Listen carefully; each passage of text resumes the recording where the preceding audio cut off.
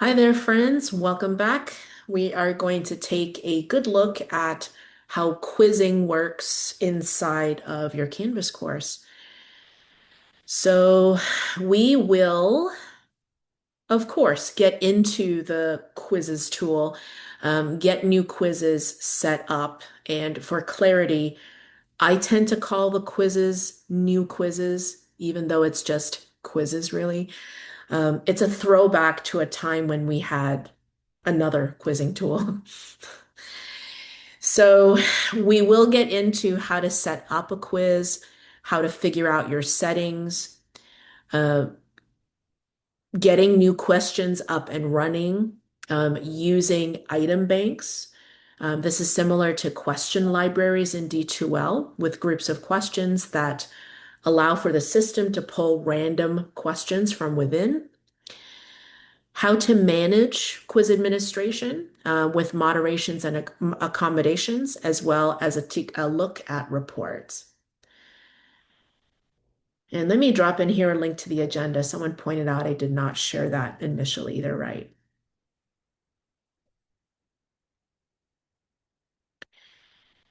Thanks for the call out. All right, so we are going to get right into the tool.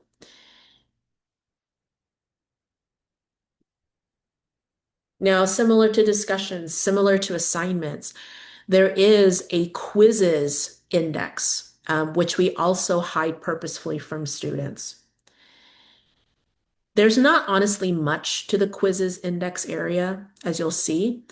You're not able to create new organizational frameworks. You just have one folder that opens and closes. And while you can create a new blank quiz from here, I'll point out that it is an easy way to set up a different kind of quiz. Let me explain. While we can have quizzes for grades, we can also create surveys that can give, rather auto give a certain number of points. That's a graded survey or an ungraded survey. So there are different modes available for your quiz. Be aware that if you do create a quiz in this way, you will have some extra tasks later. For one, even after your quiz is set up, you will have to add it manually to a module. The second thing you need to know is after you set up the settings here for the quiz, you will have to fill in all of the details as far as the instructions manually because it will come in blank. And there's nothing wrong with being a DIY type. It's just that you don't have to do this. There is another way by which you can get a quiz set up, and that's to simply duplicate one. So inside of my calculus class here, for instance, I happen to have some quizzes that I have already set up with a certain format, like this quiz here. And I'll just show you for proof that it is set up. It even has some nicely formatted information here like this. So if I just want to duplicate that instead, you can select from the quiz itself a duplicate feature.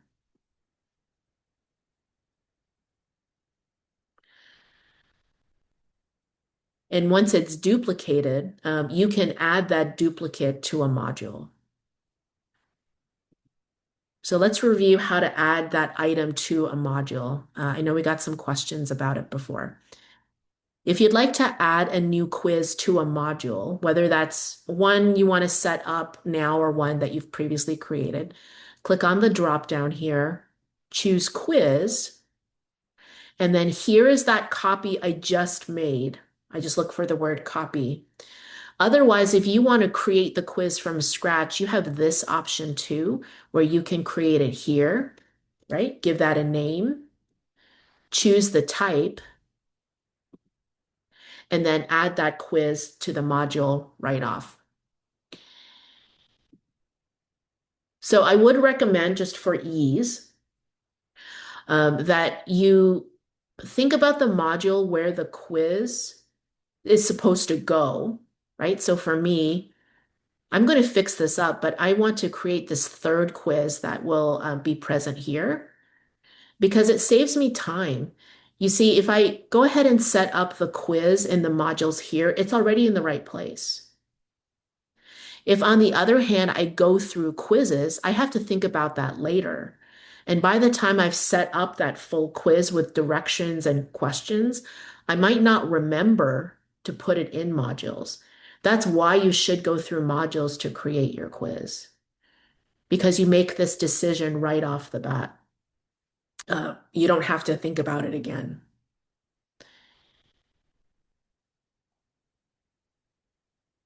All right, so once you have a quiz present in your module and you want to go ahead and set that up, click on the link for the quiz, and this is where you can fix up the details. For instance, I'm just going to call this new Check for Understanding quiz or review quiz.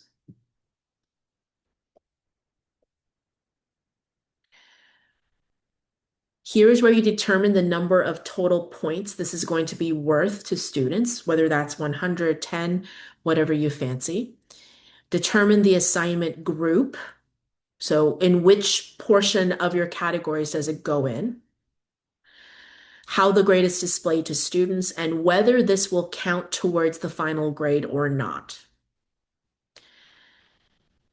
You can move on past submission type because this is set for you.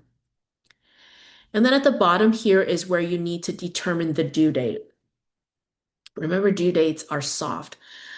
So my current soft date is tomorrow at 6 p.m. But if I want this to be hard, I know this question has come up already, you can make the until date match the due date and time, like that.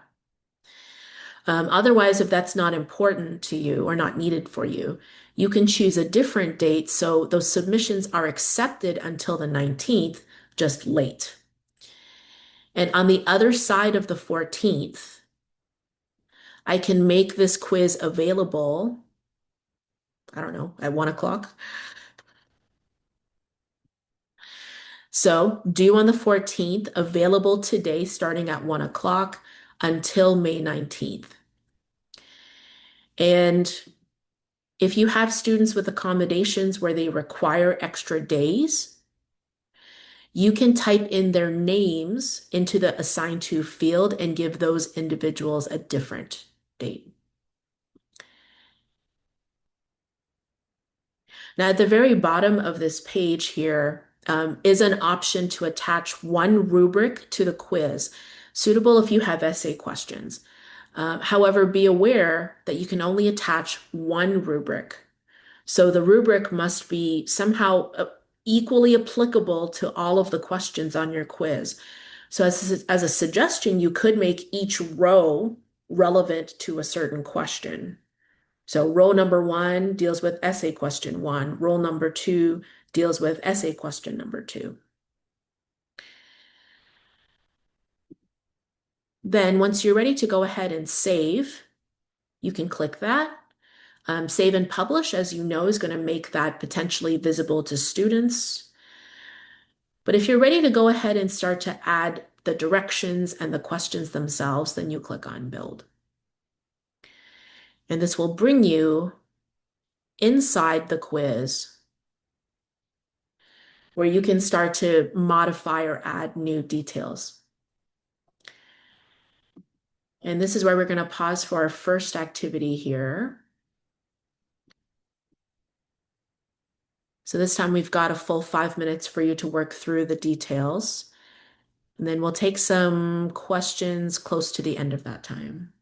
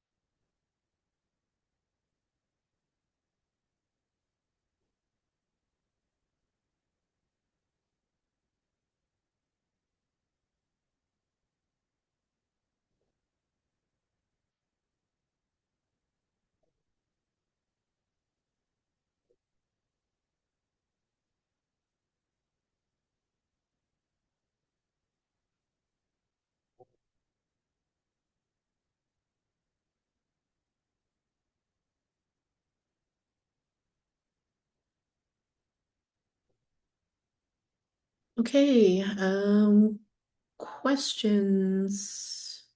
Dr. Knock, I know you've had your hand up for a bit.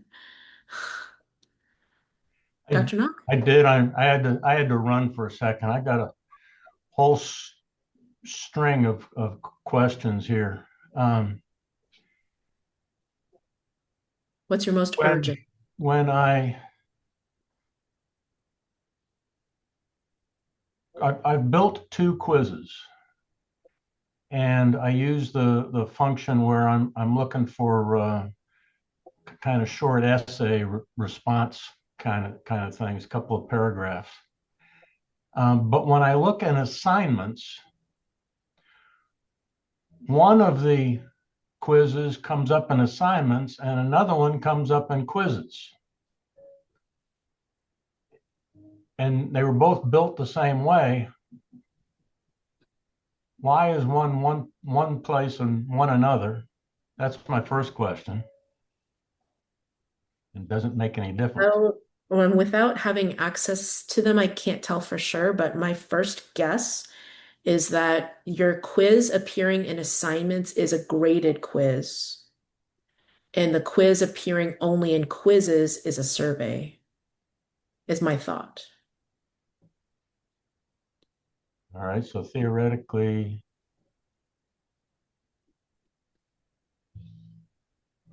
That's my thinking. But someone with access to your course could probably tell you for sure. You're welcome to drop your course URL in the chat and I'll go take a look. Yeah. And it also, if there are two graded quizzes, it may be that you didn't put it in the right category. well, that's kind of what I'm thinking, but I'm trying to figure out what the right category is so it shows in the right place. Mm-hmm. All right, let me figure out how to do the course URL. Yeah, just up at the top, just copy and paste it. I'll be able to get to it in the browser.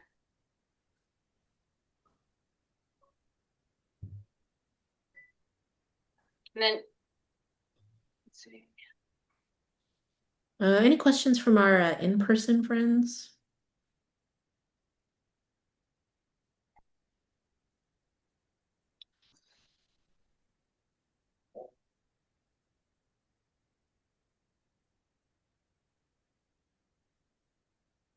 Okay.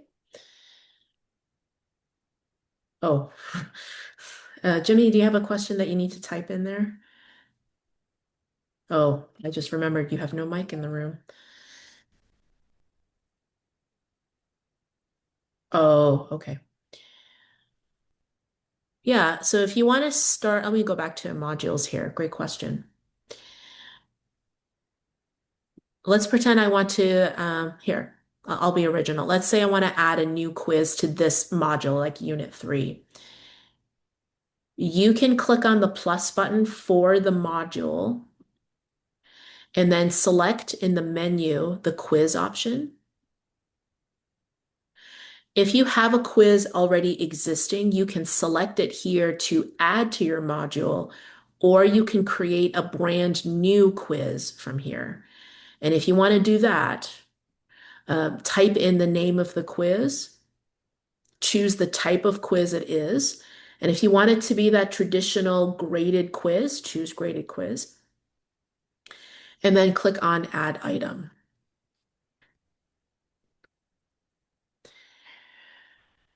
So when I click on Add Item here, your brand new quiz appears at the bottom, just so you're aware. And then after that, you'll move it to the place where it should go. And then click on the link where you can start to add the directions and settings.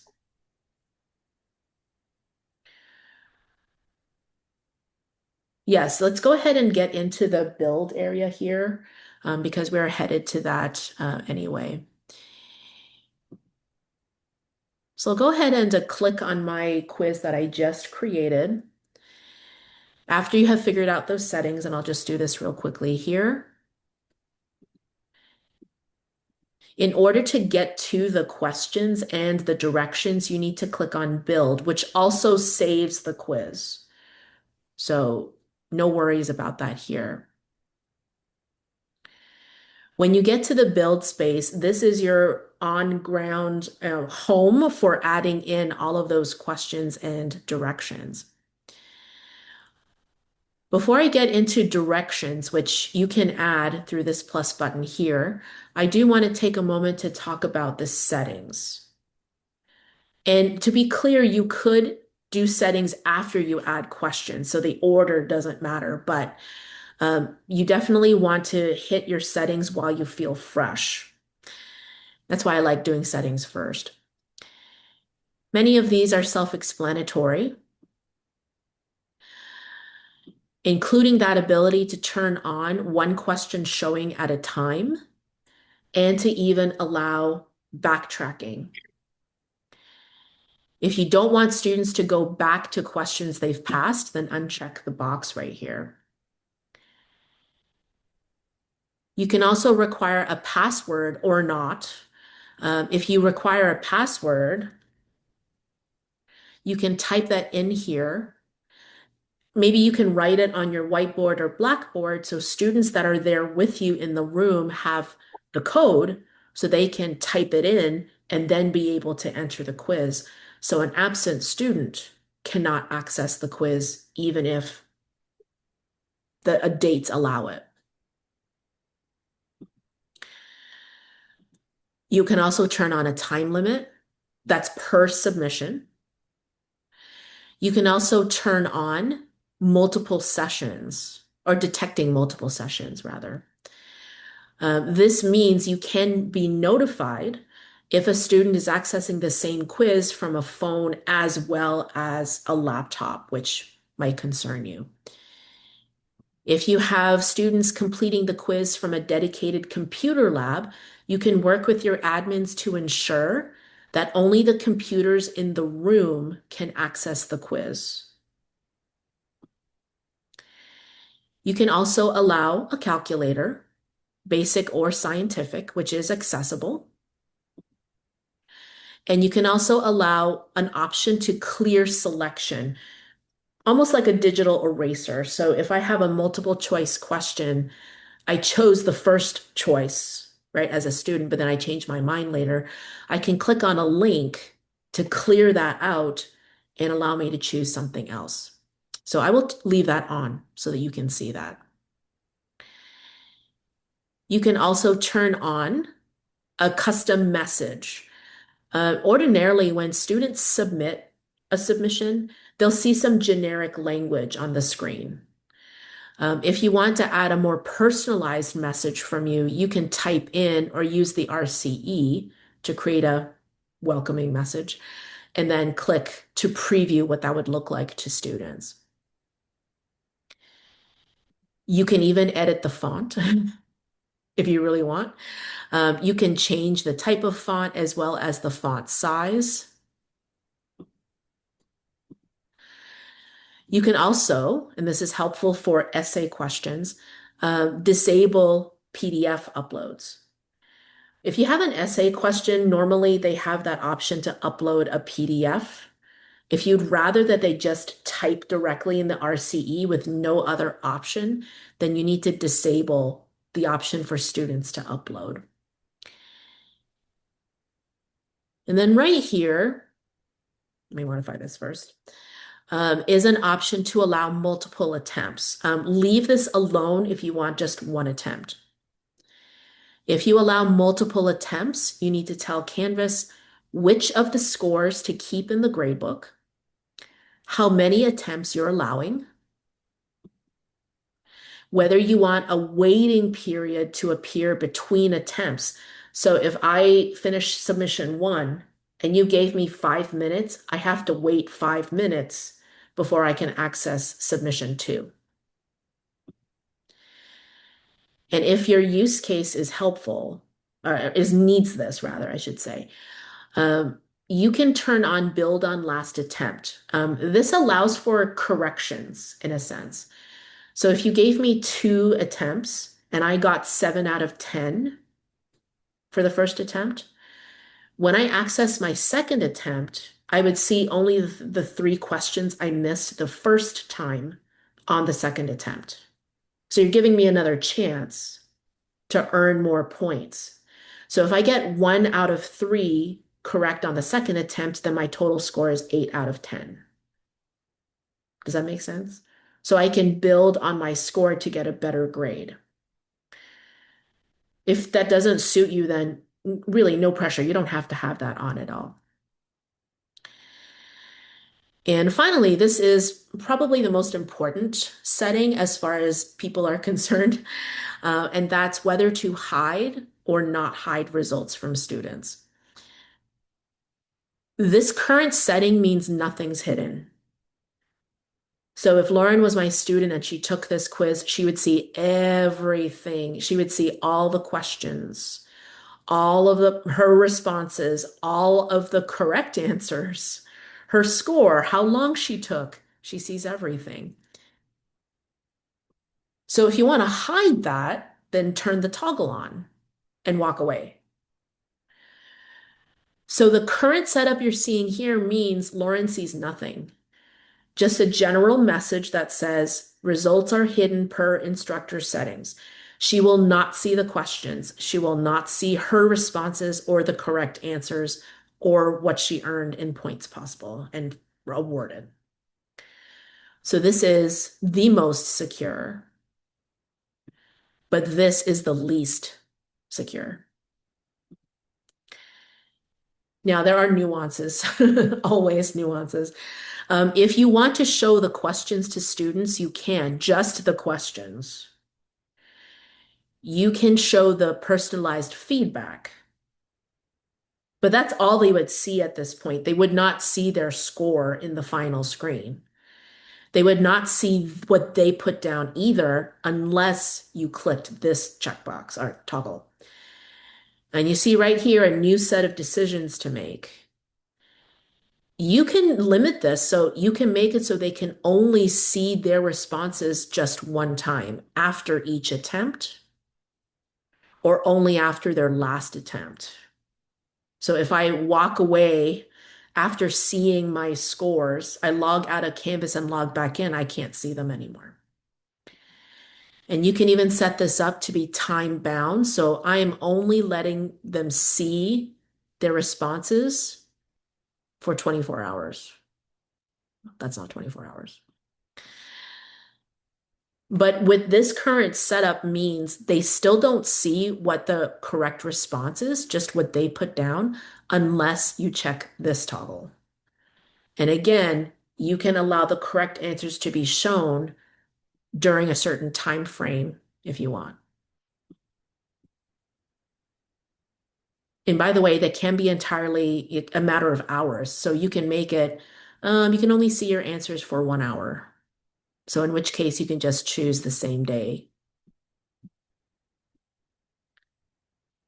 And you can only see it from 9:30 till 10:30. So that's possible.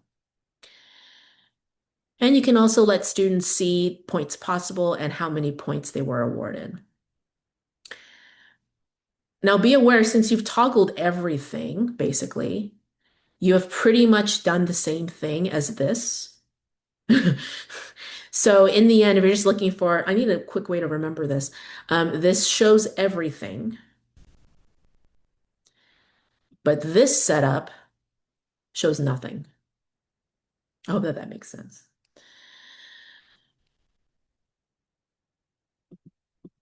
All right. I thought maybe we could have a little break for some work time. What do you think? So you can think through these settings. Helen, can I ask you a question? Uh, Can you hear me? mhm. So in D2L, if I had an exam that was supposed to end at 9 p.m., and it was a 2-hour exam, the students would be allowed to start the exam at 8:59 if they wanted. Whereas with ProctorU, they couldn't start after 7 p.m. So which way does Canvas work? I mean, do they allow you to start after the 2-hour allotted period, or does it have to be started before the 2-hour allotted period?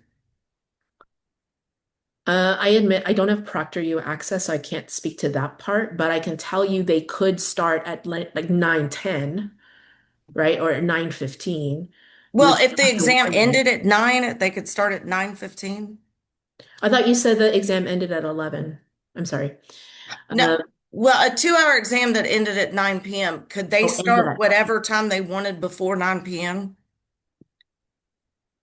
Yes. Or would they have to If it's start with the 2 hours allotted? So if the exam ends at 9 p.m. and you have it set to where it's only available after 7 p.m., they have Well, from no, no, it's just that it's a 2 hour exam. So, like through MTSU Online, kind of the convention is you have to allow 24 to 48 hours to take the exam. Um, so if I have the exam open all day, but it ends at 9 p.m., do they have to start it at a certain time before 9 p.m. to be able, like if it's, I set it as a 2 hour Oh, got exam. it. Got it. So then I would do this then. I would tell students this is a 2 hour exam. I've told And, students for well, years. It never seems, I was just wondering if it actually locks them out or not. so I If can they, tell you this from experience, right? When you set up those initial settings, the until date is a bright, hard line in the sand. If I set that final until time to be 9 p.m. on Thursday evening, right. anybody who's still taking that quiz at 9 p.m. is locked out. They should have submitted fully by Well, 9 p.m. that's not how D2L works. As long as you get in there before 9 p.m., you have the full 2 hours. But Proctor U doesn't let you start after 7 p.m. if it ends at 9 p.m. So I need like I try to give very clear Right. rules to the students, but I don't understand how this one works exactly. So, but yeah, D2L will let you have the whole 2 hours if you, as long as you start by 9 p.m. You can go to 11 p.m. I understand. I understand. In Canvas, though, if that until date, if that is set until 9 p.m. on Thursday evening, that's the final time.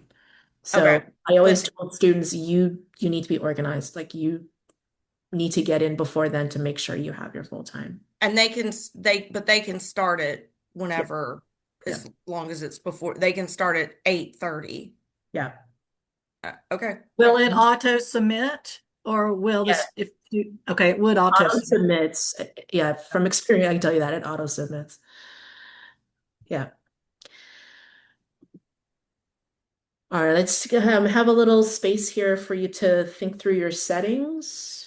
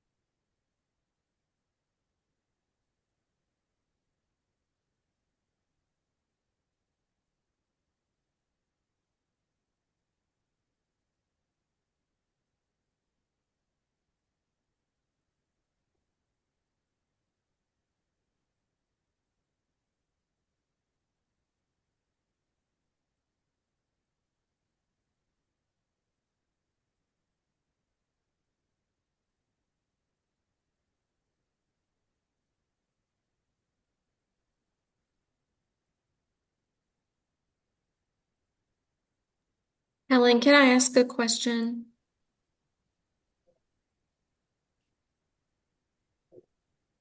Um, sure, if it's not interrupting anybody.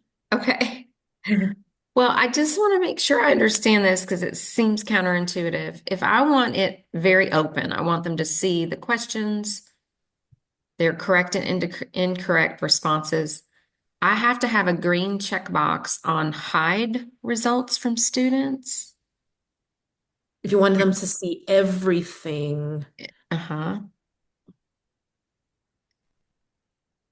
This has to be, that would, mhm. so this is showing everything. Okay, so if I show everything, I do nothing there. I just leave it the way it is. Mhm. If the way it looks right now on your screen, that's going to show them everything, which is what I want. Okay, perfect. I got confused there. Thank you. Diana, think of it, it's like the opposite of D2L. D2L was like they saw nothing unless you set it up, and this one's the opposite. They see everything unless you hide it. Right, I thought that's the way it was, but then somehow I misheard Yeah. Helen's instructions, so it threw me off. Thank you.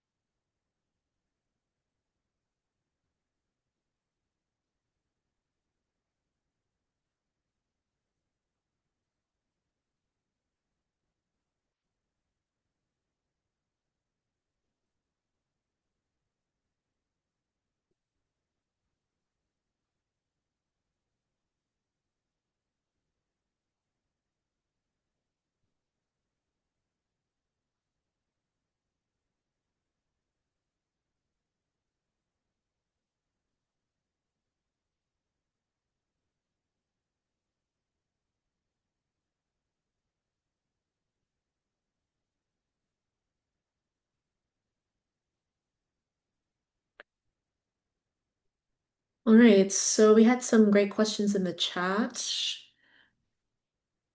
Karen asked about, in regard to settings, can you only show the incorrect answers? If you have both correct and incorrect answers permitted to be shown to students, they will see everything. Not just the red incorrect marks, but they will also see the green correct answers. They'll see everything. A question about lock distractors. I will try to address that, Dr. McLean, when I get to creating questions here in a bit. But the question was about why would you want to lock a distractor in a certain position? So I'll address that then. Kyla's asking about different kinds of quizzes. You heard me talk a little bit about new quizzes, which is what today is about. New quizzes. There is an older quiz tool, and that is exactly how those D2L migrated quizzes came over as an old quiz format. Uh, and that's why the rocket ships appear different. The empty rocket ship is the older tool. The filled in rocket ship is the new tool, which is the subject of today.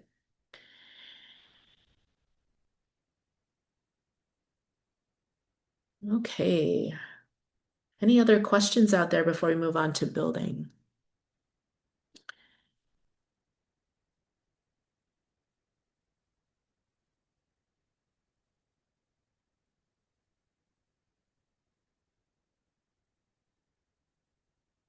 We have one moment. Bad echoes. Apologies. There's a question about editing questions. Okay. Student has already taken the quiz and you discover that the question is wrong. when you want to edit it, how can you correct the student who got it wrong? That is a function called regrading. Regrading will let you basically correct the quiz question for future quizzes that might pull that question. But there is a function there when you regrade where you can determine how you want to deal with the points issue. In short, you can choose to give everybody credit because it was your fault. Or you can be very strict and say, nope, it was wrong. So take away points from the people that initially chose that choice. So in short, yes, you can do that. It's called regrading. Regrading, thank you. Where is the regrading setting? The regrading setting is found inside the moderate area, which I'll try to show you. Actually, let me try to do this now. If you go inside of this specific attempt for the student, which is in the moderate tab, the regrade option pops up for that particular question. Again, Here's that's where the you see that build correction. screen with the moderate tab, correct? Yeah, that's correct. All right, so when it comes to getting questions set up, click back on the build button here. Add in your directions using the second pencil right here. Use the rich content editor to add your great instructions.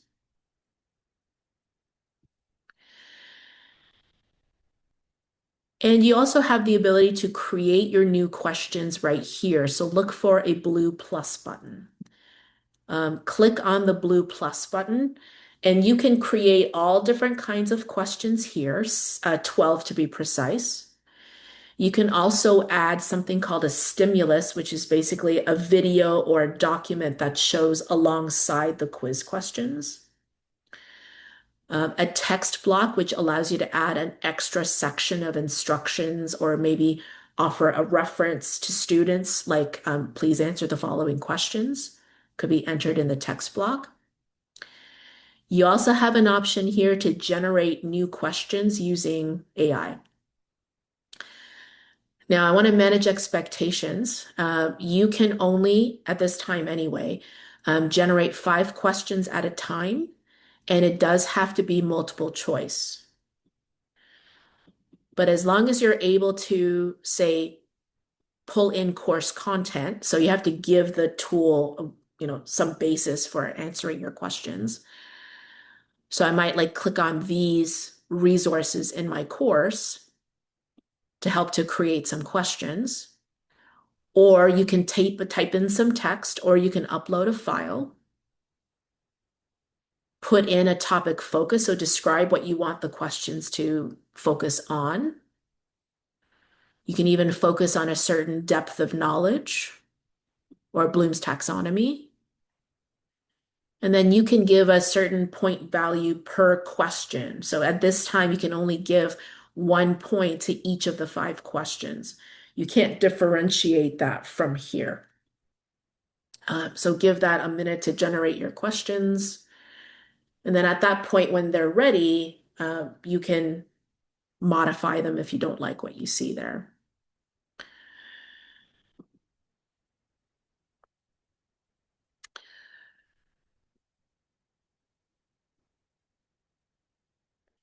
Otherwise, if you have different kinds of questions in mind, you can create those new questions through that blue plus button. So let me try to do that in this different quiz because it's working there.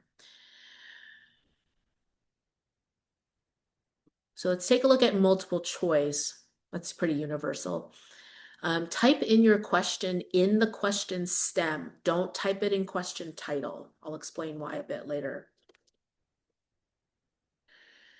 Use the rich content editor as needed to make a really great question, and then enter in your possible answers.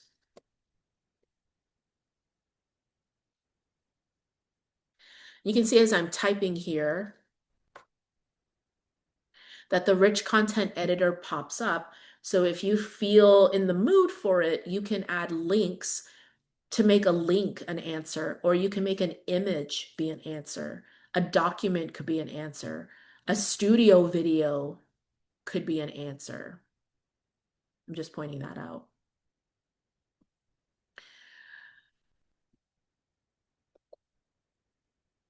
Add additional answers here.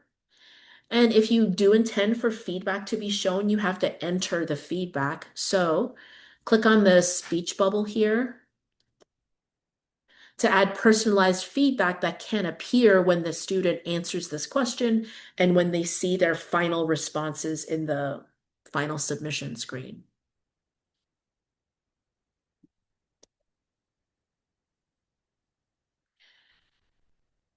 And then a list of options appears for each of the questions, but what you have available here does differ. It depends on the question type. I know we talked about a calculator previously back in settings, and you also see a calculator option here. Whatever you type here overrides. So for example, let me go back to settings for this. If I did not allow a calculator here, right? I didn't. But when I go ahead and create that multiple choice question, I can have a calculator showing for just this question and not for the others. So that's the utility of this options area. And if you're doing that here, you can even allow basic or scientific. You can also allow vary points by answer, meaning I could basically have partial credit. So for this first question here, I can allow for 2 points to be awarded, but this particular choice could have 1 point awarded. And similar to what I mentioned with settings, you can have in the global settings here to where choices are shuffled. But for this one question, maybe I don't want choices to be shuffled. So you can turn those on or off at the question level. You can also attach your learning competencies if that has been enabled in Canvas through the outcomes area here. If you don't have them, don't worry about it. And then right here is a quick and easy way to create an item bank and add this question to a bank at the same time.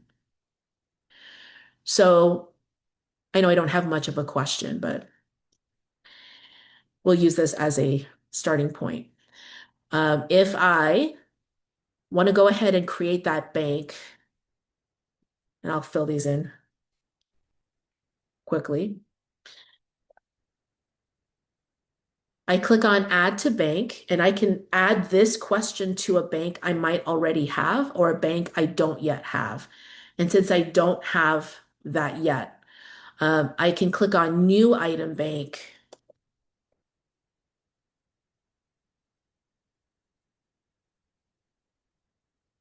Type in a name for that bank. And that actually does several things at once. That makes my new question, it saves it. It adds this question to the bank and it makes the bank all in one click. Believe me when I tell you, you're saving yourself a lot of clicks by doing it this way. And at this point, if you want to make a copy of the question because your question in mind has a similar format, you can duplicate it and then fix up this new question however you want. Now, the utility of the question title is just an informal tag for yourself. So maybe this correlates to chapter 1, I don't know, page 50, for an example. Whatever you type here does not appear to students. It is just a way for you to recognize the context of this question here. And then right here too, and only if you want to, this is optional. You can add even more feedback for a correct answer, for any incorrect answer, or a general statement regardless of the answer that they put. And then when you click done, it's saved like so. We don't have time, unfortunately, to go through all of these great options. But I'll just point out you have an essay question type right here. You also have multiple answer, matching, file upload if you want to allow that, ordering, all kinds of great options. All right. So why don't you take a minute here and explore and maybe add just a basic multiple choice or perhaps true false question here.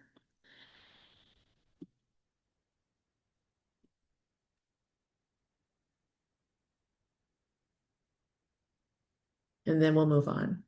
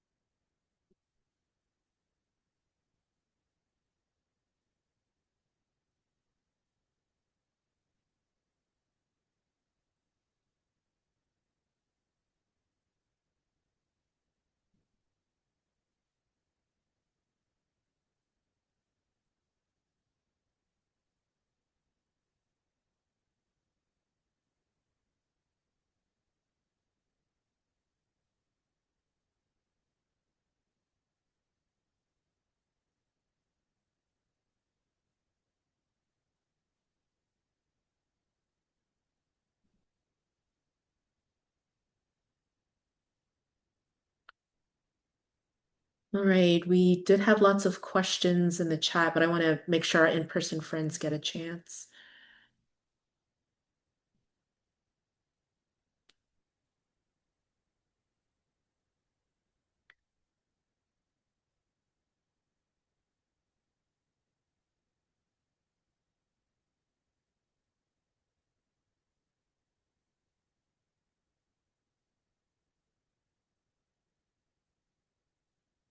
Okay.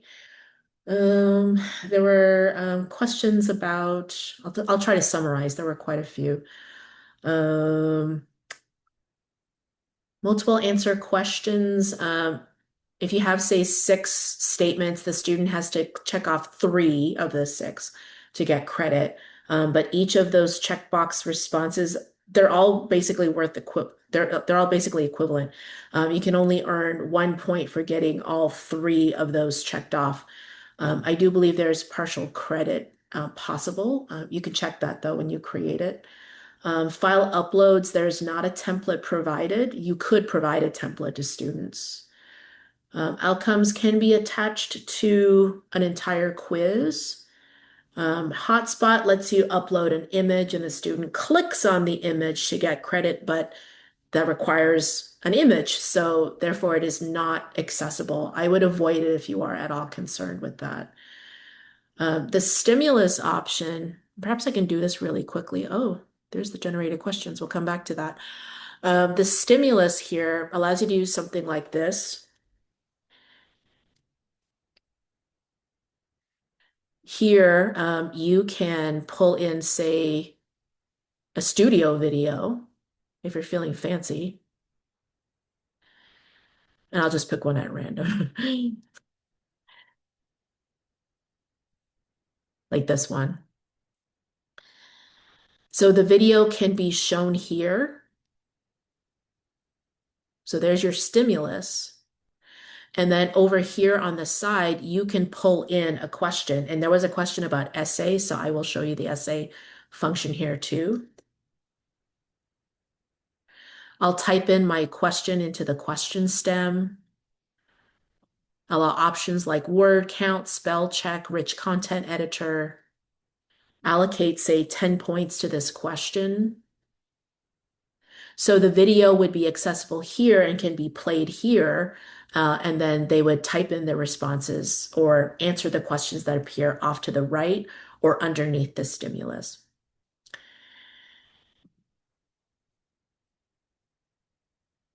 And then if you're in build mode for a quiz, how do you change the next question to essay? Simply, all I would do is click on the plus button here and then choose the essay type. And then that creates the new form for your essay question.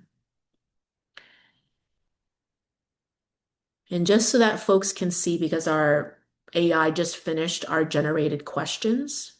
So here are the 5 questions I asked it to generate from the course resources. So it's going to make me walk through and check, like, is this really what you want?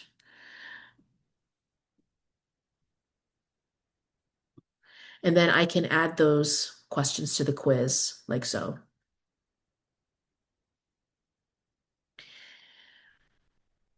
All right. So while we're here, let's go ahead and take a look at how you can check your work. So I've got some questions here. You have here a preview button. The preview button works just like the student view inside of Canvas, to where you can test your quiz and its settings. And so I can answer those questions as if I was a student. The point is not to get like all of the answers right. The point here is to make sure that the quiz appears the way that you want. By the way, this is multiple answer. This is a numerical answer. You also see pins here. The student can pin a question as a visual reminder to remember, hey, I need to go back to it.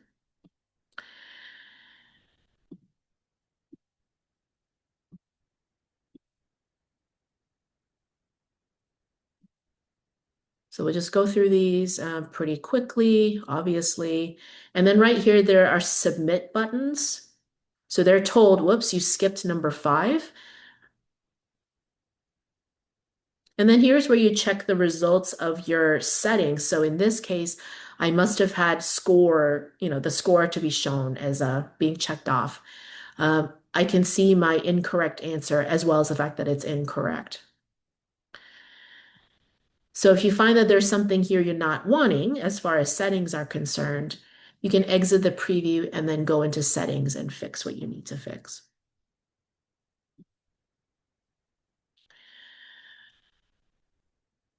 All right, so let's head on back into Build and let me just give you an overview of the Item Banks tool. This particular quiz does have item banks attached to it, and here's how I know, because it has references to banks. Similar to question libraries in D2L, I have it set up to where Canvas is pulling one question randomly from this bank with 1 point allocated per question. And it's a great way to set up, say, a semester exam pretty quickly. If you remember, we had started an item bank previously because I made that question and added it to the bank. To access your banks, you can click on Item Banks here. You'll be able to see banks you may have present inside your course, especially if it was migrated over from D2L. You might see some references here. And if you click on the link to that bank, you can see all questions inside the bank.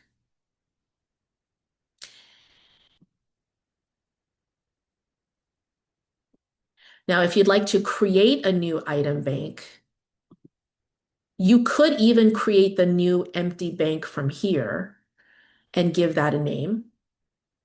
And I would also recommend, to help you find the bank easier later, to go ahead and share the bank with the course, because that will make it so that this new bank that you create will automatically appear when you click on item banks. It's not actually necessarily true if you don't check off that box. Now, when you take a look at a bank like this, you have options to delete. We're going to avoid that, right? Obviously. You can also edit the title of the bank with the pencil. And only if you wish, you can share a specific bank with other instructors. Please be aware this is like that situation when you're forced to share that toy with your little cousin, and your little cousin messes up the toy and now you're faced to deal with it. It's a little bit like that, in that if another instructor is permitted to share your bank, be careful about what permissions you give them. If I share this with someone else, I have no reason to believe Karen won't be respectful of the bank, but let's say if I gave Karen edit permissions on this bank, it really means she can delete my questions. And if you feel that's going to be a problem for you, you don't have to allow that. You can simply allow her to use your questions without deleting, or the potential to delete the questions. So that would allow Karen to be able to utilize the questions in this bank, or to add or delete questions in the bank. Now, as another option, I can choose to do this.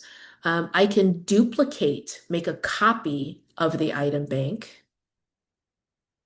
and it will appear here with the name copy in it. That copy could be made available to the other instructor. Let me see if I can find it here, created. Here. Oh goodness, I have to go ahead and access my banks. There it is. And then I can take that copy of that bank and share it with other instructors. I just make sure that I don't use the copied bank.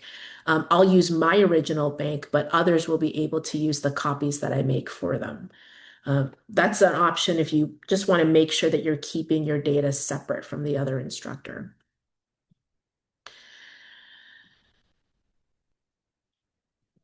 Now, within an item bank like this bank here, you can edit the question. You can also remove the question. You can also make a copy of the question and place it in a different bank that you may have access to.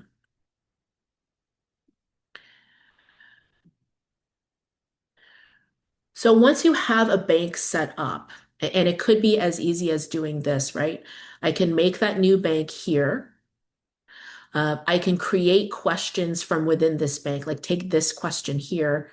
Remember, I can take this question and add it to a bank directly from here. Or you can choose to create a new bank from a link inside of course navigation called item banks. Don't worry, students can't see the item banks. I know it looks like they can, but they can't. When you create a bank through this method here, or rather, I'll just open one that's already available. You can add questions from the item bank within the item bank here. You have a new button for that. And once you have item banks set up, and I know that takes some time to do, you might not be able to do that today. You can set it up to where inside of a quiz, I'll remove this here. I can click on this blue plus button, choose the item bank button. That's what the folder stands for.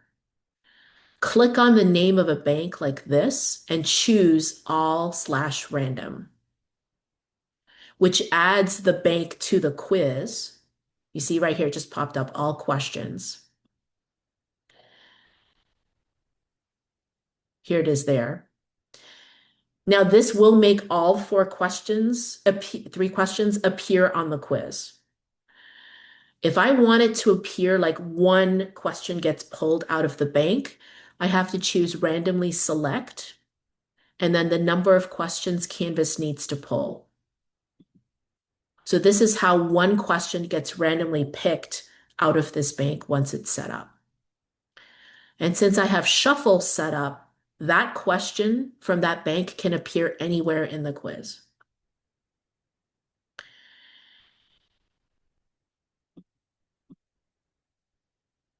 All right.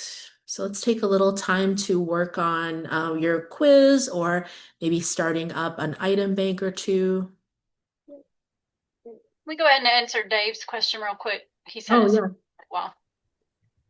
Quick question. When you were doing, I think the essay is probably the best example where you can put in a question. There's a box right above it that says question title. Right. Is there an advantage to putting something in there? And if so, what would you put in there? So since this is not visible to students, this is supposed to be a way for you to put a reminder about the question. I've seen people put things like this, chapter 2, page 500, or oh, my knowledge of music errors is terrible. Maybe I'm teaching a modern history class, 1960s underscore Vietnam War, right? So some kind of reminder to remind you when you look at the quiz as a whole, what this question is about. Is it mandatory? So No, it's it's so it's not. strictly a tool for the instructor. Yes, Okay. correct. Correct.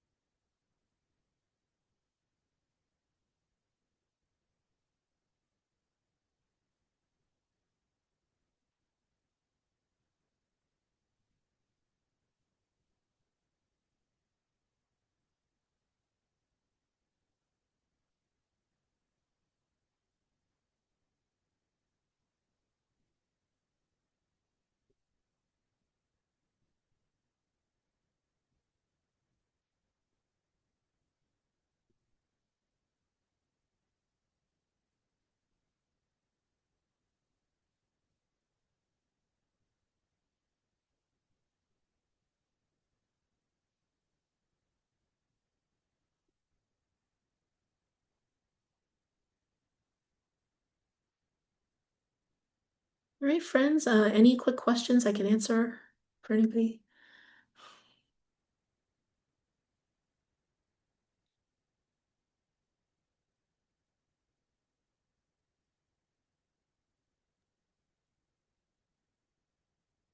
Okay. All right. Now let's take a look at what happens after the quiz is given, or I should say rather, in the quiz administration, let's put it that way.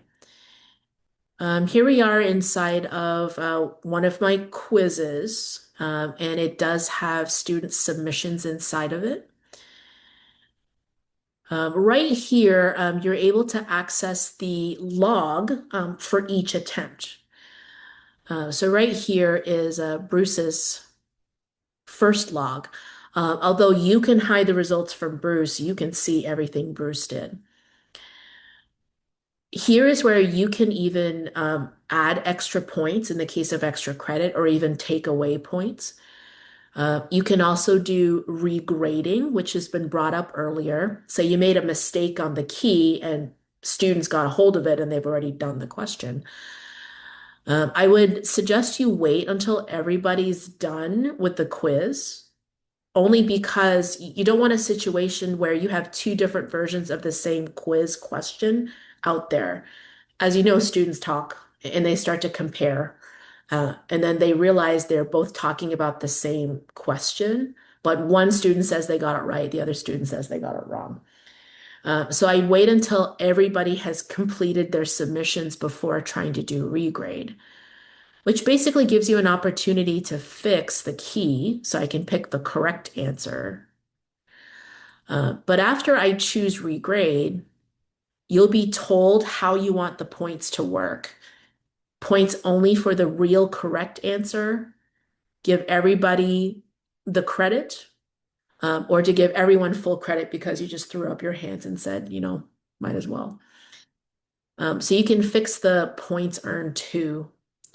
And at the very bottom of the screen here is another opportunity for you to add additional points like extra credit to the student's attempt.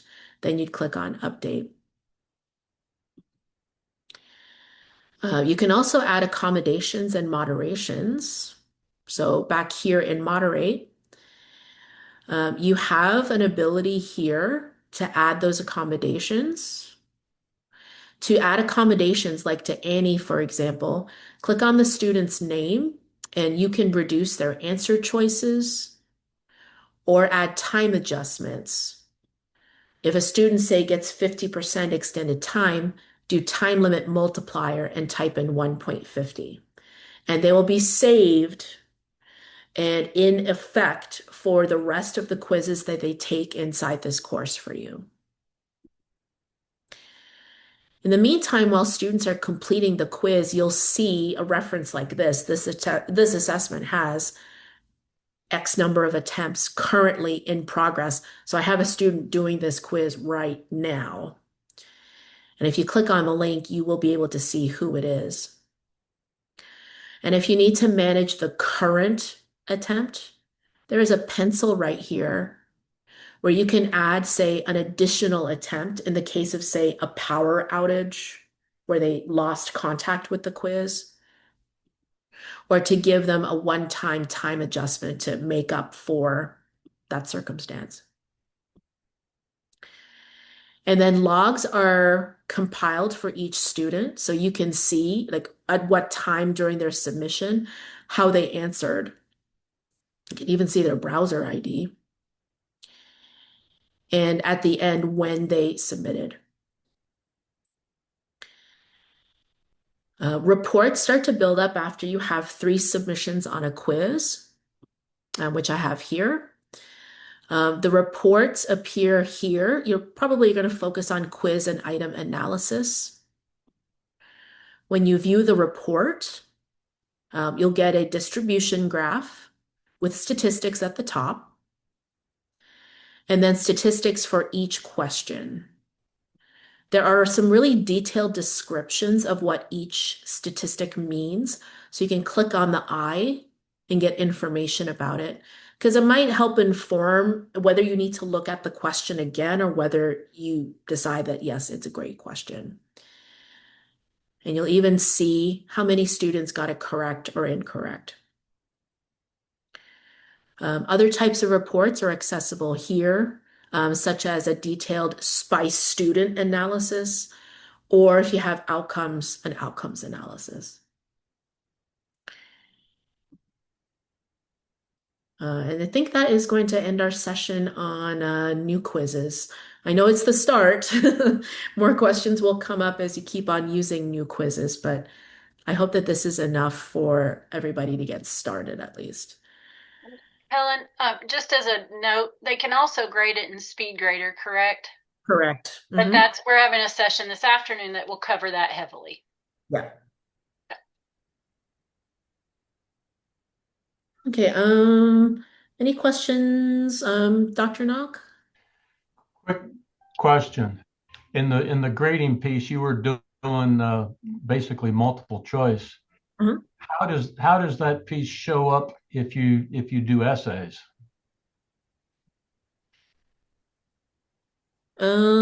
So let me see if I can start one.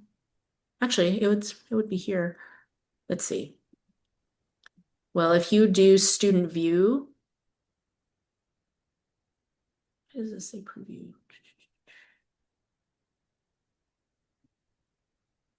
In short, what I would try to do is this, right? You can click on the plus button and create your essay question. And then once it's saved, you can check that yourself once you have access to the preview button.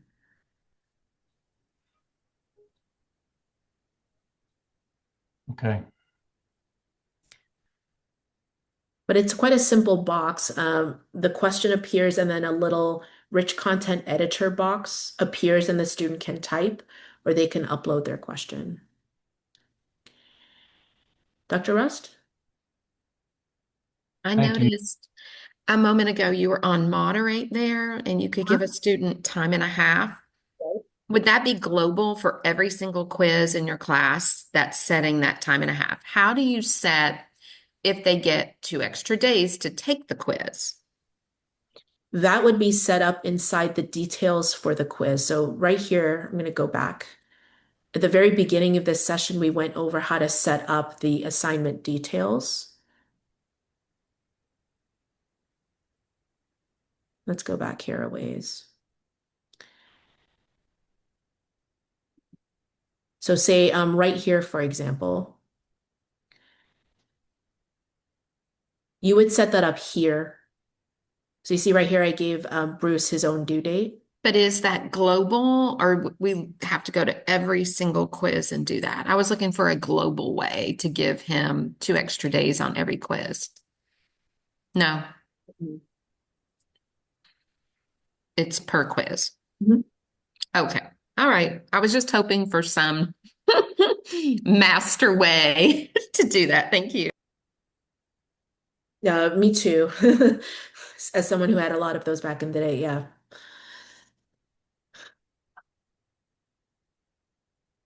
When setting up quizzes, can the students keep it open until they're ready to submit? I think you'd have to not have a time limit. I think you'd also have to make sure they have a really generous due date, and until date to make sure the quiz doesn't force close on them. But yeah, that should be theoretically possible. I haven't tried that though. All right, friends, I need to give you a break, right? So let's go ahead and end here, at least for the second session. In 10 minutes, do you want to give 10 minutes? Let's go ahead and talk about mobile apps at that point. Thanks, everyone.